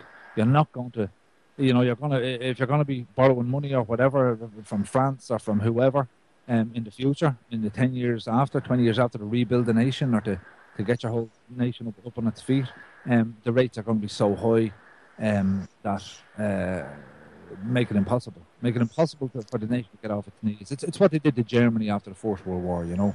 So, Doug, what happened in 1919? Well, 1919, it was like a switcheroo, you know. Formed a sovereign republic, and then it was just whipped from under in a sleight of hand, let's say. One could say it was always going to be that was always the plan. You know, you could very easily say that was always going to be the plan, because home rule. That's what they got at the end of it, was home rule. You know, it was they created a free state, you know, and almost just give them the title and let them all think that now they're free. But they gave them the free state, but under King George, under the crown. And funny enough, that was on the statute books from 1911, or the UK, the British statute books. They had written that, a statute for that, and written it into their Parliament 5, 6, 7, 8 years prior. So, you know, you'd be forgiven for thinking that it was always going to be the plan, that, you know, if you control an area and you have, and the people are getting restless, well, allow them have a little rebellion, award them the prize after, and we still rule, we still control, and everything's fucking grand. It's the Hegelian dialectic, problem, reaction, solution. It looks like there's going to be a problem over there. This is the way we want them to go. So we'll coax them into going that way and let them think they're getting a victory from it. And meanwhile, it's kind of similar to the story that's told in that movie Braveheart, really, because they were sort of awarded, you know, Scottish independence is how they phrased it, but it really wasn't independence truly for quite a long time. And at this point in time, even, there's still a question as to exactly how much influence and control is being exerted over the island. And I make I make the argument all the time, and people find it funny that, it is a relative question regarding whether we actually successfully won the Revolutionary War that we call in the United States, regarding exactly our separation from the crown, as it were. And our neighbors to the north, Canada, well, they are what they are, You can't ever break away. If you break away, you're on your own in the world. That's basically the way it is. You're going to have to print your own money and spend your own money within your own economy and not do any trade with anyone else, because every other bank all over the planet is controlled by the crown. So every financial system all over the planet is controlled by the crown. China, Russia, the fucking whole lot of them, and that's it. So if you break away, so any Russia, America having a war, any crap going on like that around the world, it's only like siblings having a row at dinner time. It's like your two kids. The crown is the mammy and some of the kids are having a fight. It doesn't matter what happens in the end. They're still going to control the banking, the finance, the business, the trade, all around the globe. So if you're ever unfortunate enough to break away from the crown completely, you're on your fucking own. That's it. Well, yeah, I always... So you and I might say, that's fine, yeah, that'd be a nice little community to have. But a population of, say, 100 million or 5 million in Ireland to break away completely, and there's an awful lot of people just haven't got hands to bless themselves. They're just not capable of looking after themselves. If you turned off the water tomorrow, no water from the taps, and close the shops, and people would drown. People would die of dehydration. Wouldn't know what to do. They have no idea, so they need to be mammied. People need to be mammied. And if you had no financial means to trade with other countries, the amount of stuff for daily life that people just rely on from other countries, other nations. Even here in Ireland, we don't even make our own sugar anymore. We don't produce our own sugar. Most of the packaged goods, which 90% of the population rely on, and fast food joints, that's all imported. So all that's imported. We don't produce and make our own. So there'll be a long period, if you broke away, where you're going to be on your knees completely, trying to find ways to build everything. Like Cuba. In Cuba, Cuba's healthcare system is brilliant. They're still driving around in 1950s Chevys and all. They still haven't got... they're not able to trade with other nations fully, and they still haven't... They're a small nation, they can't really make their own cars, but all items like that, they had to bring in a system where they repair absolutely everything. So, yeah, a nation that breaks away completely is fucked. People have said, and it has been said out there, that Haiti was a nation that's now being crucified completely because they attempted a complete breakaway. I don't think it's possible, ever. Well, right, and that's why I'm quite fond of saying that, when you're looking at these different conflicts all over the planet, it's really just different gamblers at the very same casino table arguing with one another, and you and I, as the common people, have nothing to do with the gamblers or the casino. The casino is essentially, let's just name names. It all pretty much, all roads lead back to Rothschild, pretty much. That's pretty much where it all goes. And this is it. It all comes down to the monetary system and the control that's exerted over the people via this instrument. And the crown plays an important role in that, doesn't it?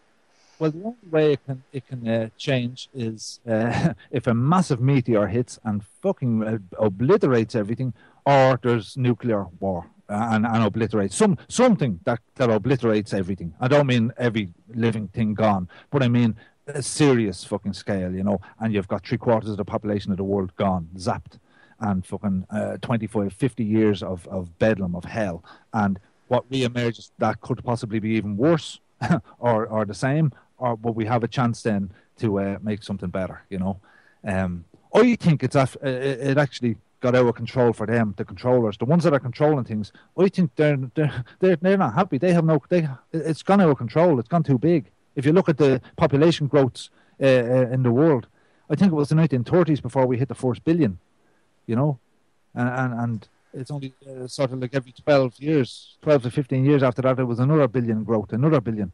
I think it's just too big for them to handle, Well, right, and my guest in the first hour, actually not on my show but on other shows, has said that this is all basically the population growth that we're seeing is all basically the petroleum-based growth of humanity, because this is what it allowed it to happen, and therefore every construct of every society is essentially leaning on the oil, as it were. Now, I don't think that that's the case. I think it's the monetary system that everything is sort of stacked against like a house of cards. But the only way to bring down the entire house of cards would be like a giant EMP or some chaos causality that really did cause mass destruction regarding every single form of communication and sort of severed us, on those divides like we used to be separated, by the oceans, by too great of a landmass to travel manually, and so on. Yes, that's the only way. That's the only way that things might get better. Now we know through looking at cycles of time that we're if you want to look at it from an esoteric level, where we've about a century to go before we completely leave the age of Pisces into Aquarius, and towards the end of every age, there's massive transformation, massive turbulence and war and that type of thing. And so, I think over the next few decades, we're going to see things getting an awful lot worse. And there's not much you can do about it. You can waste your life giving out about it, or you can just get on with your life, roll with the punches. Kind of like the Jews have done all through history. If you know anything about the Jews, they were persecuted and chased out of every nation, and no love for the Jews or any other faith, but they were persecuted and chased out of every nation, and they just rolled with the punches, and there they are still bobbing up and down at the top of the game. They're at the top of the money tree, and they're all through history. That's what they were. They were the money lenders and the money grabbers all the way back. But they've chased, hassled, harried, murdered, slaughtered out of every nation. Even the old movie Fiddler on the Roof, that movie is about that in the 1800s. They were Jews and they were getting thrown out of Russia. I think it was Russia. But it's so you have to roll with the punches. It is going to get worse. There's not much you can do about it. They are getting more violent, and things is probably going to get a lot worse. Well, let me ask you two questions really quickly. Am I don't know why, but the fact that we're talking about the Spencers, having been part of this construct as far back as we're talking about, right? Why do I think that relates to something a little more modern history-wise? Oh yeah, Diana was a Spencer, yeah. Yeah, okay. That's what I was thinking, and I wasn't sure if I was crazy in thinking so, because she was kind of, I've always been sort of revolted by I don't know what to call them, the sort of Britannic files. What do you call them exactly? I forget. But they're sort of like these people in the U.S. here who still worship the crown regardless of declaring their nationality as firmly American. There's still this ideation regarding them and venerating them as, godlike people. Right. And yeah. Diana Spencer. She was Charles's fourth cousin or third cousin or something like that. So the links are still there. I mean, the Queen of England and her side of the family are the continuation of the House of Orange, of that side that took a handover from the Spencer side. If now I don't read history regularly, I'm thinking back 25 years when I was in school, learning this. But that's my understanding of it. And yeah, it's craziness. It's filth. It's horror. And you go read through the internet, and there's all sorts being said about what they're doing, and they're going to be arrested, and they're this, that, and the other. And it's all just a waste of time. You just have to roll with the punches, no matter what they do. I mean, they can switch off your water tomorrow. They can repossess your house. They can do this. They can do that. They can do the other. But they can't take your spirit unless you give it to them. They can't take your soul and your guts unless you give it to them. So you just have to roll with the punches. Things are going to get a whole lot worse. They control it all. They control the whole fucking thing. They have all the guns. They have all the bombs. They have all the banks. They have all the money. So there's there's not a whole lot you can do about it.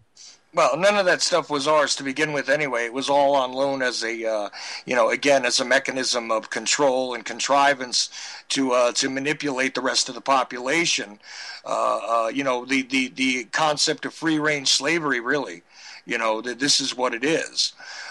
So that you're dead on as far as I'm concerned. And just to let you know, I mean, we've only got about 10 minutes left here in my broadcast. Because I didn't even tell you when you came on, sir. You do know you're on the air, right? Told me that she to come on and just say a few things. We went off on a tangent, got off the beaten track, and initially was about the Battle of the Boyne and that. But you kind of get the impression, that all those events through history are well, we know they're written by the victors, but an awful lot of them most likely didn't even happen, Just to say, we are on the Charles Ochelli show, and hello to everyone in America. It's lovely to be there. And Doug, who's speaking now, used to be a host on People's Internet Radio, which we're simulcasting on at the moment. I'm sending it out to People's Internet Radio, and Chuck is doing his show what's your show called, Charles? It's actually called the Ochelli Effect, and it's on UCY.TV radio. So we are actually being heard on a couple of different continents. And and being that Gillian is in Australia, and where are you, sir? Oh, I'm not Dublin, Ireland. There we go. So that's 3 different continents that we're talking on, and hopefully being heard on. So at the very least, and I find all this really fascinating, and I want to thank both of you for for coming on and having this discussion. I know we got way off the topic, but that's kind of what happens every time I'm on the air with anybody, is I wind up veering wildly into another direction. But I think this is all extremely relevant and definitely gives us a new perspective on some of this history. But moving forward, why has it sort of seemed to have disappeared off the radar, do you think, regarding this whole IRA versus versus the other faction in Ireland? Why has that sort of disappeared from the public discourse, you think? Well, it has all pointed down an awful lot. I mean, it's funny how it all quieted down very quickly and lead up to the 2001, the Twin Towers. Clinton had been over here, and Clinton had meetings with them about settling things and laying down their arms, both sides, and Bill Clinton. And funny enough, as soon as he left, they all laid down their arms. They came to agreements, and they all shook hands, and they all kissed and made up, and it was like it never ever happened. And they all went into politics, and they all took the Queen's shilling, and they're all now being paid by the Crown. And it's just fucking ridiculous. It's like fairy tale stuff. It's like Clinton has a magic wand and he performed miracles. It's most likely he had a little word with them, and he said, "Listen, guys, we have a war on terror coming, and if you guys are going to be terrorists, you are fucked. So lay down your fucking arms, and go into politics." As most likely that's what happened, because the bitterness and hatred between the two of them, wrong and all that it is, and ridiculous and all that it is, there is a serious bitterness and hatred. That just all stopped. It doesn't make sense, Well, right, and I viewed Bill Clinton's, and you're exactly right that it was right after Bill Clinton's sort of voyage over there. I always viewed Clinton's appearance in Ireland as his attempt to walk in the footsteps of one of his idols, which was JFK, who made the historic and much documented trip to Ireland, during his time in the public spotlight before he had his brains blown out in public, but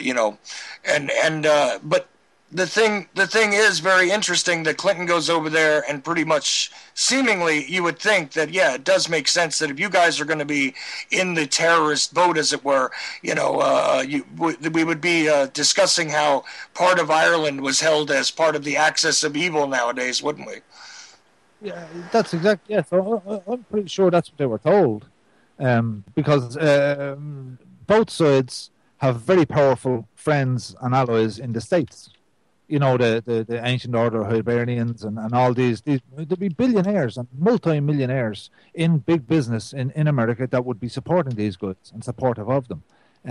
So there was a lot of influence. We know everything government does in every nation is done through lobbying. So whichever business groups or interest groups lobby a president or a government, they tend to get their interests looked after. And most likely there was a lot of lobbying came from there, and heads were knocked together, and a solution was arrived at. And that solution was lay down your arms, go into government, and it's all good. And it just stopped there for one night. And that was that. And now they all have started respected positions in politics. Craziness, craziness. Right. Whereas just a short time before, they would have been considered, terrorists or freedom fighters, on the world stage. And I mean, I remember that this was a great, occupation sort of for international discussion. But it was remarkable to me that it just sort of faded away.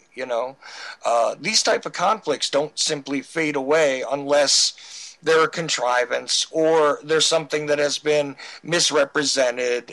You know what I'm saying? And it's not to say that there isn't a legitimate animosity, like you pointed out, but the fact is, I think it was more useful as a political tool for international pressures and things regarding getting an agenda, by the international community, as it were, at the time.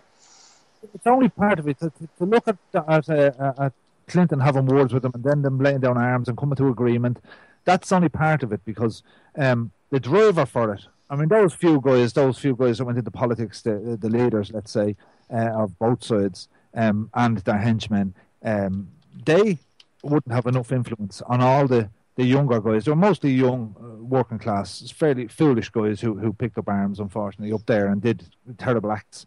But you have to ask as well, what was the driving force behind it?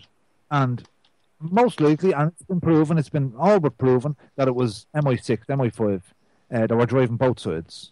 They were driving the Protestant sides and supporting them and backing them up, and also driving the Republican side. So when you take the driver away as well at the same time, then everything can quell really, really quickly, and it's understood over here that it was MI5 and British Secret Service that were controlling things on both sides, and it was in their interests at the time to have conflict there, and also as an aside, it was a fairly good training ground for all their troops. So the troops new recruits in the paratroopers in the British Army, they'd be sent to the north, a lot of them.